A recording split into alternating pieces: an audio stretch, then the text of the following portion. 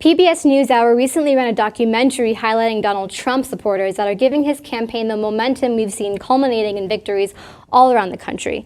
The program featured the Tilley family and showed Grace Tilley, who was making phone calls on behalf of the Trump campaign.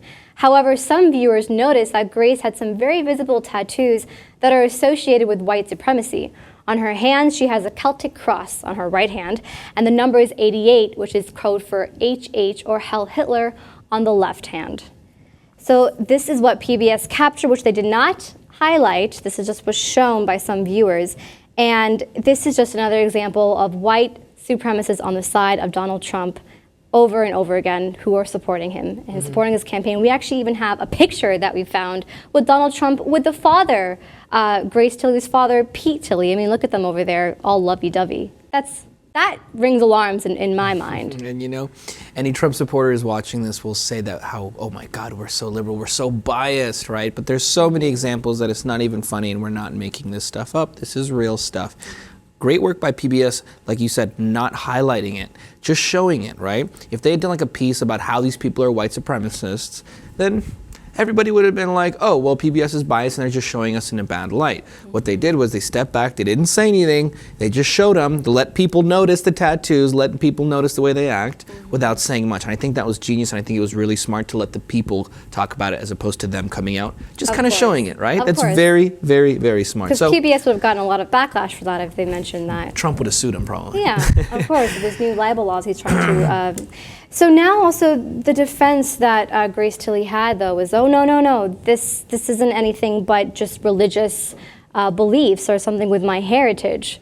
And then that also kind of also raises some eyebrows, too. Bullshit. Right, exactly. Okay, fine. Okay, let's say you love that cross and you got it, even though, you know, white supremacists have been using it for a very long time. The 88, though, in conjunction with that, it's not a frickin' coincidence. Get out of here. You're not fooling anyone. And you know, you see it a lot of the time. White supremacists are ashamed when like they're put on the spot. They don't want to say that they're white supremacists, right? It's sad how stupid they are. And they think that they're fooling people is the main point. But like, and they're also in charge of robocalling now. I mean, you've seen those happen in states like Utah. Well, there was the white supremacists in Utah, right? Yeah, Iowa even. It's ridiculous. There are so many examples that it's not even funny. The biggest one that everyone still seems to be talking about is the David Duke thing, right? Who came out and publicly supported Donald Trump on his radio show, saying that if you don't vote for Trump, it's against your white heritage or against your heritage, talking to white people, right? So Donald Trump then doesn't want to denounce him, knowing that he has so many supporters who have these views.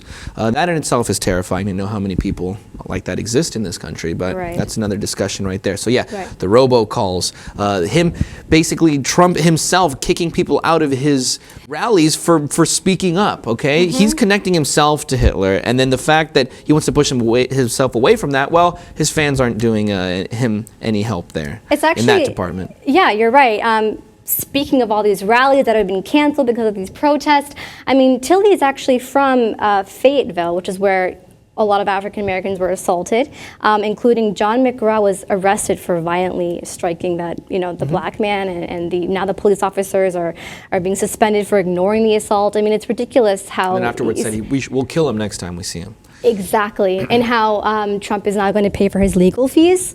Yeah. So, I mean, he's just capitalizing on more and more and more. And actually, SNL came out with a video, more like a parody, on Trump, on his campaign, on his supporters. It was funny, I admit. I mean, it did speak a lot to the white supremacists. But I think Donald Trump has been turning from more of a joke to something serious, and we might not be laughing any longer.